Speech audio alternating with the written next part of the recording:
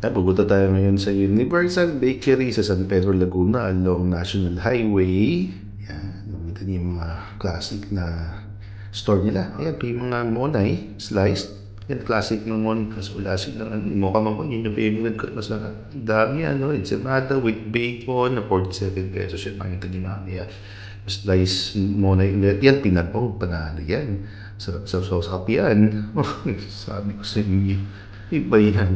Marami sila, may tasty, may pandesal sa ayan, dyan nilalagay yung pang pumili ka. Ayan sinasabi kong po, si birthday. At sa wala sinabi may regis at kung ano pa dyan. Mula, panis. May roasted mamon, palietas, biskotso, yan lupia mamon, mga tasty, pandesal. May pandesal sila, with pandesal. Yan, pinagong na malaki, na slice. Yan yung pinili ko. Siyempre, kung pupunta ka ng San Pedro, dapat dumayo ka dyan kasi panalo talaga. Sulit na sulit. Napakasarap. May cheese roll din sila. Yan, di ba? Sa National Highway, tapat ng Jollibee, McDo. Across McDo, Universal. Yan tapat ng Elbina, papasok yan. Universal Bakery, San Pedro, since hindi ko alam. Try nyo ha. Salamat. Bye.